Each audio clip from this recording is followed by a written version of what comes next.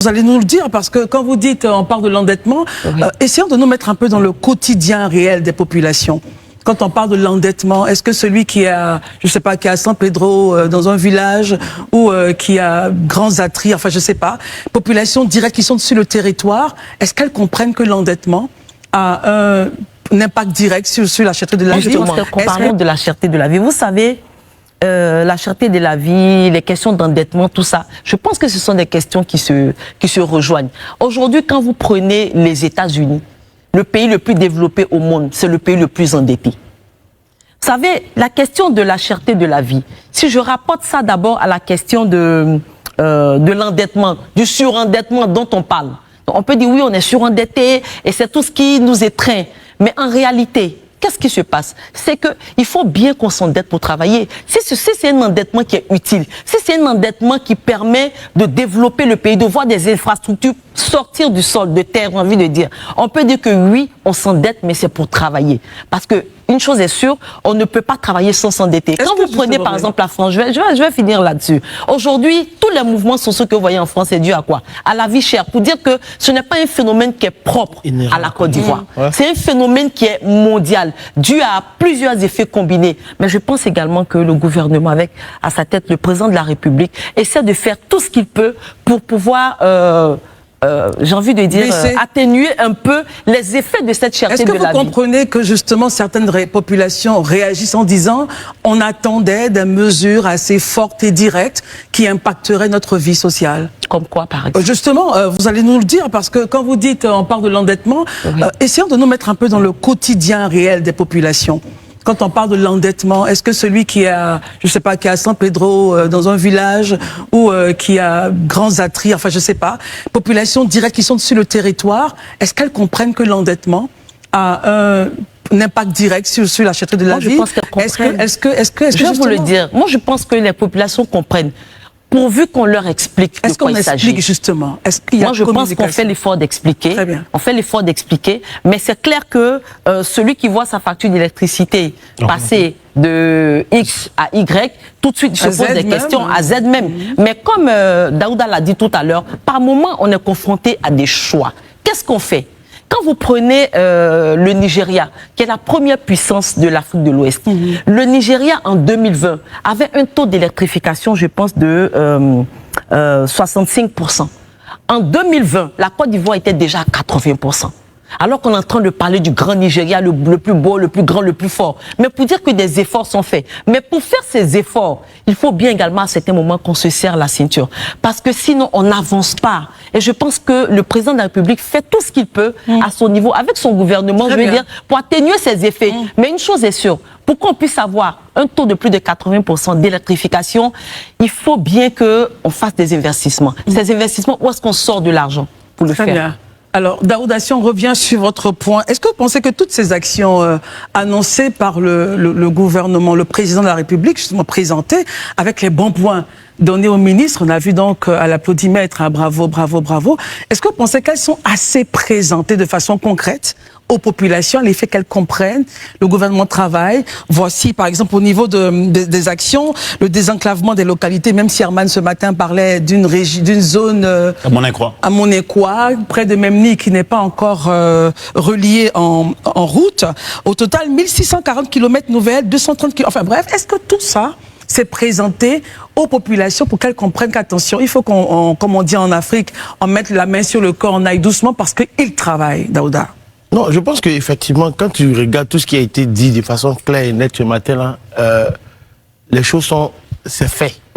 Maintenant, on est unanime, je ne dirais pas avec tout le monde, mais moi je sais une chose, c'est que souvent le gouvernement pêche par manque de communication.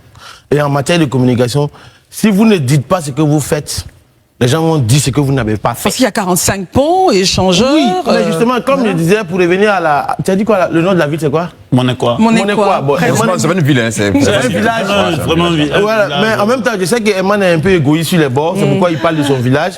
Mais, au passage... Je te le concède. Oui, mais tu n'as pas de choix. Allons-y, donc, du coup, quand on prend d'Abidjan, je veux dire, prends la voiture... Moi, je viens de Boaké, je suis allé pour la fête des Tabaski. Après, je suis allé même qu'à Katiola, je suis allé même qu'à Tafili pour voir des gens. Mais franchement, Herman, va voir. Il y a le bitume d'Abidjan jusqu'à dans cette région-là. Même jusqu'à Ouangolo. Aujourd'hui, on parle de la zone cacaoyère. Mais même dans ces lieux-là, moi, je me rappelle encore comme si c'était hier, il y a quelques années en arrière, les gens nous disaient dans ce pays-là, on ne mange pas goudron, on ne mange pas pont. Est-ce que le langage a changé? Mais véritablement, le langage ne peut que changer. Il a changé. Il ne peut que changer parce que ton cacao sort comment de la zone forestière pour se retrouver en zone portuaire s'il n'y a pas de bitume. Parce que la route précède le développement. Et je pense qu'un visionnaire, c'est vrai qu'après on dira oui, parce que les gens résument tout maintenant au confort digestif, dit que le président travaille, ça veut dire qu'automatiquement on est membre du RAGP. Or, c'est un fait, c'est factuel. Non, Oui, Herman, il a la parole. Non, il a raison de le dire. Parce que quand il dit, dès que tu le dis, quand on regarde tous les projets dont il a parlé, tous les résultats, c'est tangible, on peut toucher. C'est clair, c'est précis, les routes sont là. L'électricité est là. L'eau potable, ce n'est pas encore assez, lui-même il a dit. Mais aujourd'hui, l'éducation, qu'on appelle ça, l'insertion professionnelle des jeunes, l'école de la seconde chance. Mais tout ça, c'est des choses encore à faire, Daouda. Il y a beaucoup de choses à faire. Mais d'abord, il faut reconnaître qu'il y a beaucoup qui a été fait. Parce qu'il y a 10 ans en arrière, aujourd'hui, on n'avait pas ça. Parce que les gens s'étonnent. Les gens s'étonnent. Oui, je vais terminer ça. Ce fameux pont que je vois, le pont à dos dont on parle, entre le plateau et Cocody, quand les gens s'extasient devant un pont, mais parce qu'il y a 10 ans en arrière, mais il fallait des lustres pour voir un pont. Nous, on est nés, on est venu trouver le pont de Gaulle, le pont Félix-Boigny. Aucun des ponts n'a été construit devant nous. Mais aujourd'hui, on a vu le pont à dos. Le troisième pont a été construit sous nos yeux. Le quatrième pont. Le quatrième pont est pratiquement fini. Le péage même, on y passe. Au total, 45 ponts, Daouda. Oui, j'en parle. Et échangeurs, ouais. Même si tu parles des 100 000 ponts, au moins, c'est devant nous. Vu, très bien. On le voit, on le sent. Maintenant, là où moi j'ai dit qu'il y a un problème, c'est vrai que le président a parlé en termes macroéconomiques. Tu vois, je me dis aujourd'hui, ce que moi j'aurais souhaité en tant qu'Ivoirien, j'ai pas envie de faire comme la politique politicienne où on dit on attend d'autres choses. Moi j'avais besoin du bonheur ivoirien par habitant. Comment on le perçoit? C'est ça le point d'Élysée, justement. Oui, c'est ça, justement. À chaque fois qu'il prend la parole, il le dit. Les chiffres donnés, c'est bien. Maintenant, comment est-ce que chaque Ivoirien le perçoit? Et je pense que c'est là où les politiciens ivoiriens, notamment l'opposition, ils préfèrent le dire. L'opposition devait nous amener, au lieu de venir s'asseoir sur la place publique, le discours est creux, le discours est vide, le discours est... C'est ça qu'il s'agit. Daouda, justement, Daouda, j'aimerais rester sur votre point en parlant avec Élysée. L'état de la nation peut-elle, ou peut-il du moins, se faire sans le point politique qui est aussi un point de la nation? Est-ce que justement on comprend l'attitude des personnes de l'opposition disant, quand on dit il n'a rien dit, est-ce que justement c'est parce que ce point-là n'a pas manqué, Élysée Bouloube? Non, je pense que c'est ça. Ça veut dire que dans le il n'a rien dit ou bien c'était cru et tout ça, c'est le fait qu'ils n'aient pas attendu d'annonce allant dans le sens politique. Voilà, ou de bilan allant dans le sens politique, certainement. C'est ce qui justifie le fait qu'ils disent qu'il n'a rien dit. Mais je trouve aussi que c'est légitime de leur part parce que l'État de la nation, en réalité, voudrait qu'on fasse un tour d'horizon, un peu de tout quand même. Je pense que c'est l'exercice, si tant est que, effectivement, c'était de faire le bilan de la vie de la nation. Voilà, c'était un 360 degrés, donc aussi parler de la question politique. Maintenant, comme je le dis, le chef de l'État, c'est son droit le plus absolu. Ces prises de parole, et surtout que, comme l'a dit l'honorable, les prises de parole sont constitutionnelles. Cette prise de parole, pardon, est constitutionnelle. Il est libre, dans cette prise de parole, d'évoquer des situations. Il est libre aussi de ne pas évoquer certaines, qu'il peut certainement programmer pour un autre agenda. Il est libre.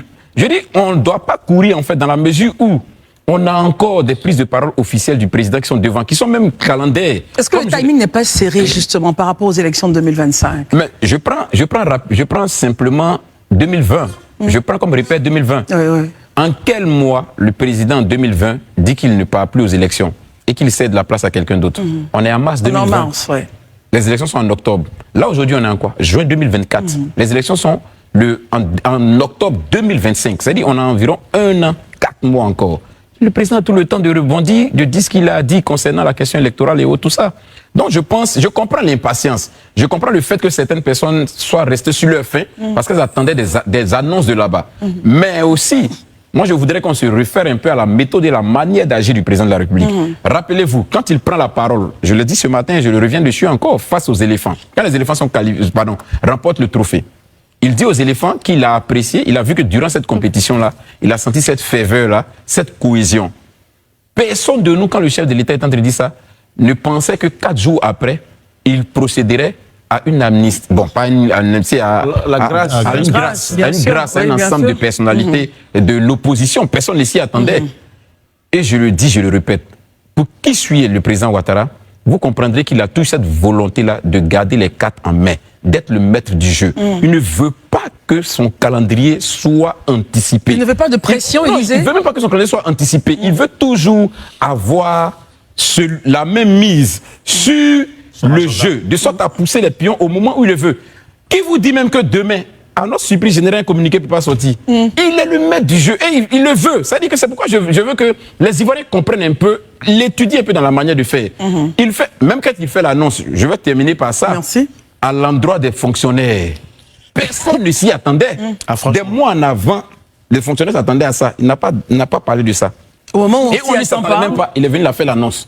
Et chaque fois, remarquez, il y a une volonté de sa part d'anticiper. L'idée derrière, c'est quoi? L'idée derrière, c'est de dire que je suis effectivement le chef et je décide que les choses aillent dans le sens que j'ai choisi. C'est ce qu'il faut retenir aussi quelque part. Très bien. Herman, est-ce que justement ça donne le temps à l'opposition de repartir vers le dialogue politique à l'effet que les positions des uns et des autres soient prises en compte? Puisque là, l'effet d'annonce, enfin le point politique, on n'en a pas eu vraiment.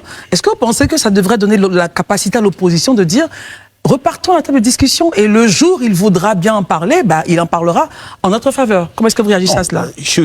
Concernant le point politique et puis la participation, le dialogue avec le président Ouattara, c'est ce que l'opposition attend justement. C'est parce que cette opposition-là émet des préoccupations et qu'elle ne sent pas le retour, un début de résolution, mais de réponse à ces préoccupations qu'elle est peinée aujourd'hui.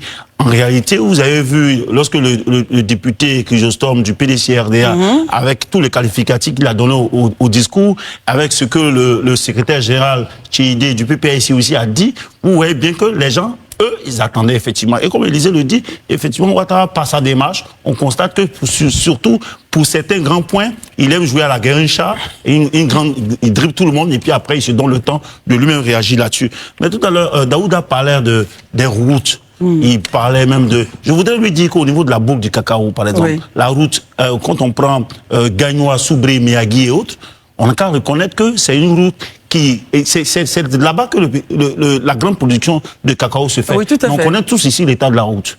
On connaît tous ici l'état de la route. C'est un vrai calvaire pour d'abord les populations et surtout pour ces personnes qui vont dans les champs, des plantations pour, comment on appelle là, acheminer, qui veulent acheminer les fèves au port de Saint-Pédro. Il y a encore des choses à faire. Tu y es arrivé cette année-ci là, Herman? Jeune. Je ne suis pas jeune. C'est pas une question. C'est pas une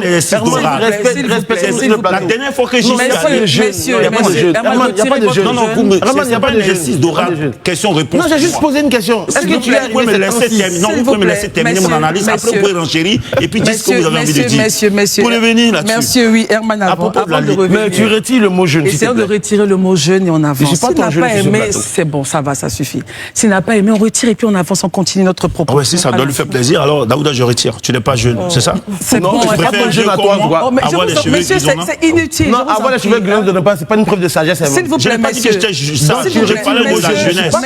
Messieurs, Herman, on retire le mot. Les traits caractéristiques d'un individu, c'est la jeunesse ou bien la vieillesse. J'ai dit je n'aime pas. Herman, il n'apprécie pas. Ok, donc je retire alors comme tu n'aimes pas. Continue. Pas gavauder mon attention. Tu peux continuer. Ce que je disais, la libération du secteur de l'électricité.